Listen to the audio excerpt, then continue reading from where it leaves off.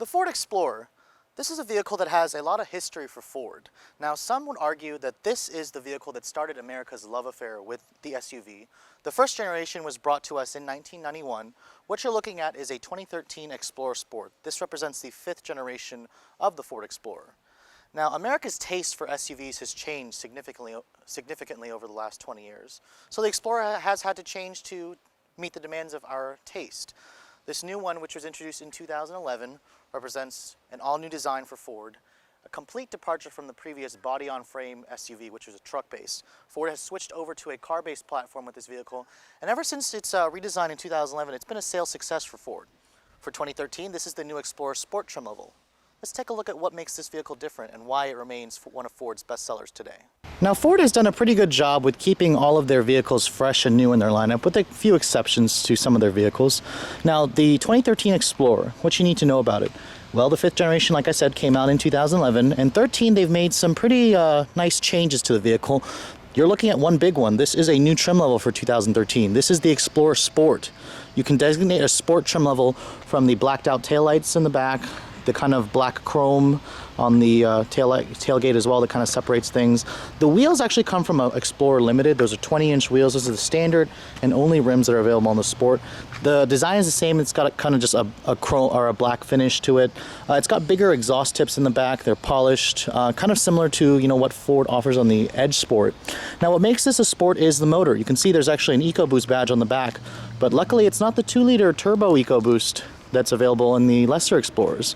This is Ford's twin turbo 3.5 V6 from the F-150, the Taurus Show, and it's a very nice motor in this vehicle. Now, I've driven it in the Flex already, and in the Explorer Sport, it's not any different. I'll show you guys exactly how it drives. Another key differences in the front that you can see is the blacked out grille, blacked out headlights, and then the Explorer writing along the front, kind of similar to what a Flex looks like, especially if you get the titanium package. It all makes up for a very menacing look. Now, the Explorer Sport is available in only a few colors. You have this ruby red metallic. You also have tuxedo black and ingot silver. Those are the only colors that are available on the Explorer Sport, so you are limited. I personally think the ruby red is my favorite. You can see those 20-inch wheels are actually standard. This one also has the optional summer performance tires, which a little bit weird to me. I think an all-wheel drive SUV shouldn't have summer performance tires, especially since if you're planning to buy this car in the wintertime, you're going to have to swap them out. But you also have upgraded steering, upgraded suspension. Ford says they've tuned this vehicle to be much more responsive, so it's actually worthy of that Sport badge on the back. Let's take a look at and see if that actually is the case here. Now, stepping inside, this is familiar Explorer stuff here. If you guys own this vehicle, the interior of this car will look pretty similar. You will notice a couple things. You have contrasting stitching on the seats with the black, perforated black leather. It looks really nice. The steering wheel also has the same contrasting stitching, and it looks very upscale. Now, stepping in the vehicle, because it's a car-based vehicle, it has the perfect step-in height, and the Explorer Sport is kind of similar to a Limited. It is missing a couple things. For example, here's the key for the vehicle. It's the same key on an XLT. If you want push-button start, you're going to have to upgrade to the 402A. This is just the standard 400A. So, unfortunately, you got to stick the key in the ignition, but same instrument panel. They didn't change the instrument panel. I kind of wish they did a little bit more of a sport-themed instrument panel for the Explorer Sport.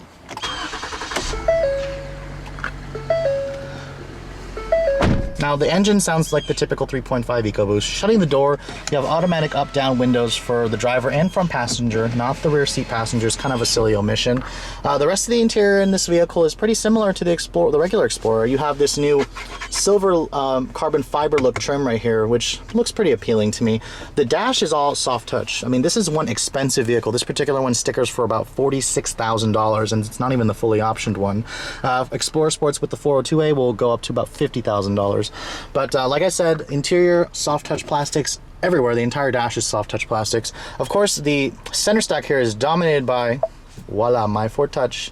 The Explorer Sport comes standard with My 4 Touch, so don't try to find one that doesn't have it. You also have the touch-sensitive buttons here. It all makes for a very clean-looking center stack. I'm not a fan of touch-sensitive buttons, but I guess if you own this vehicle, you kind of get used to it. 6-speed automatic transmission is the only transmission available on the Explorer Sport. It comes with a manual mode, and it's the only one that comes with paddle shifters behind the steering wheel. So at least Ford did get rid of that ridiculous little button that all the other ones had. Coming to the door panel, it is soft touch plastic, really high quality stuff here. Same carbon fiber alloy look trim, and really nice stitched leather here where your elbows are going to rest. Down here it's all hard plastic, but you do get pretty good storage. You also have this kind of looks like storage, and it is. You have pretty nice storage right there, and it's kind of cool because you actually push the sync button right there, or the sync badge right there to access it. Now coming to the center console here, it's a pretty good size. You have a little bit more storage right there for stuff, and Ford even labels it and tells you what to put in there. Just a power port in there. Your connections and whatnot will be in here. You can see it's kind of buried in there, but it's a nice area to hide it because you can put your iPod in there. You can see this little dial here actually controls the 4-wheel drive system. It's all-wheel drive, it's not 4-wheel drive, since the Explorer is a car base now, but you do have kind of like a Land Rover style controller here with downhill assist control. It kind of tells you like there is, looks like gravel, that looks like sand, and that looks like snow. So it's pretty nice modes here. The steering wheel is not power tilt telescoping. If you get the 402A, it'll include that, but it is manual tilt telescoping to help drivers get a good driving position. And then when you put the vehicle in reverse, this one does have a backup camera with no trajectory, but it does have distance markers. Coming to the rear seat of the Explorer Sport, it's a very nice back seat, very practical vehicle, as you can probably tell for a family sedan. Stepping in, the step-in height's pretty much like the front seats. You don't have vents right here, but the vents are actually right here, so they did include rear seat passengers vents. You have tri-zone automatic climate control in this vehicle, so the rear seats have their own separate controls. There is a center armrest here with cup holders, and you do have 2 Mac pockets for storage, but there's no other storage anywhere else. But like I said, back seat, very comfortable, and you even have more cup holders right there. Accessing the third row seat in the Explorer is a pretty easy proposition. Just pull on this lever here to bring the headrest down, which I don't even think you have to do. Pull on this lever right here, and the seat will kind of catapult forward to reveal some space to get in. Now, the third row is mostly reserved for children. You'll probably notice that the Pilot offers a much better third row.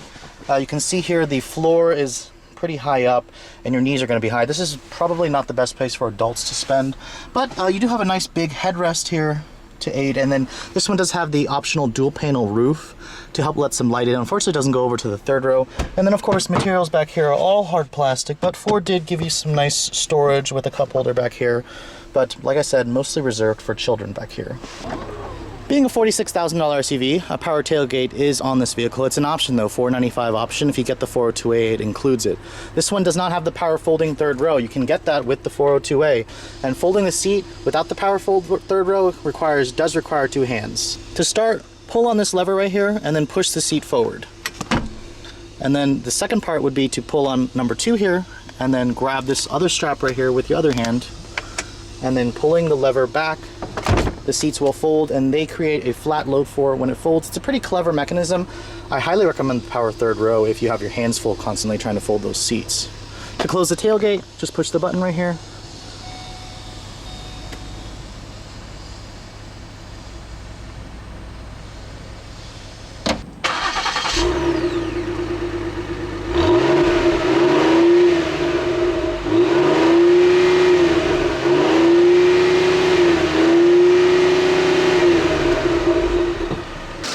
And of course, under the hood, you'll find what makes this vehicle an Explorer Sport. You got Ford's, 3.5 liter corporate Ecoboost V6 twin turbo. Here are the numbers: 350 horsepower, or I'm sorry, 365 horsepower and 350 foot-pounds of torque. Down by a lot from the 420 and the F-150. But this is a lighter vehicle. Ford has tuned the engine differently in this vehicle. So paired with the 6-speed automatic transmission, let's take a look at how it drives. So for those of you who have an Explorer already and kind of wish they should have waited for the Sport, let's take a look at how it drives. Now the one thing that I'm noticing immediately is I love the way the Ecoboost sounds when it starts up. The 3.5 V6, of course, not the 2-liter turbo. So, I used to complain that the Explorer actually feels a lot bigger than its size actually suggests. That's sort of the case. Ford actually has done a pretty good job with making the Explorer Sport feel a little bit smaller. It kind of Maybe I was just complaining that the base V6 didn't have enough guts for me, but this vehicle with the twin turbo just is impressive. Now, Ford built this vehicle kind of to compete with the Dodge Durango Hemi. That is the main competitor of this vehicle. Of course, this is a twin turbo 6, and the other one is a V8 engine.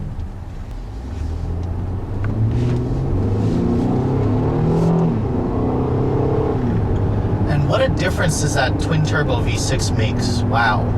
Now, if you guys have driven the 2-liter Ecoboost 4 and then the base 3.5, the one thing I noticed immediately with the twin turbo 6 is the refinement. Ford's Ecoboost V6 is a really refined engine. It sounds good, it's very smooth, whereas the naturally aspirated V6 can get a little raspy at the high revs. This is much improved. Now, like I said, this vehicle is built to compete directly with the Dodge Durango Hemi, and it offers a little bit advantages here and there. I mean, this has a little bit more horsepower, I believe, than the Hemi Durango. I need to double check. The gas mileage is where this car is a lot better. The Durango is rated at 1420, while this one's at 1622. And of course, all-wheel drive is standard equipment on this vehicle. Don't even think about finding a front-wheel drive model. And now, I said this vehicle has paddle shifters, and they work okay, kind of just how every other Ford paddle shifters work. But really, this thing has a lot of torque. You don't even have to get the revs up high, and it just has a lot of mid-range. The seats are really comfortable, typical of an SUV, and you just feel really safe driving this car. It just feels like you're I don't want to say invincible, but people who drive SUVs in the past tend to think that they're invincible, especially in bad weather. You see the people who've driven off the road with their SUVs in bad weather. But this car would just be the perfect road trip car. And the thing about it is it's expensive, but Ford has done a good job with making the vehicle drive and feel expensive. It doesn't feel like you've been ripped off or gypped. I mean, you have really nice technology in here. You have this one also does have the blind spot information. You can't even get that stuff on a Pilot. But then again, this car fully loaded is about $5 to $6 grand more expensive than a Pilot. So the Explorer represents an interesting market. When you get one fully loaded, you're kind of cross-shopping it with a luxury SUV, kind of like an Acura MDX. I've had customers that are cross-shopping it between an MDX. It really comes down to your taste. I like the looks of this vehicle, but guys, for me, myself, I'd rather have the Acura. But of course, Ford has done a really good job with the Explorer, and I'd probably say, if you can keep the options down, this and the Pilot are the tops in the class. And if you're looking for a family crossover, you'll definitely be satisfied with this vehicle. So if you guys are in the market for a new family crossover, and you're cross-shopping a lot of vehicles, definitely add the Explorer to your list, especially if you like the looks. It's a very striking and good-looking vehicle that'll probably look good for years to come. Anyways, guys, thanks so much for watching. I'll catch you guys later.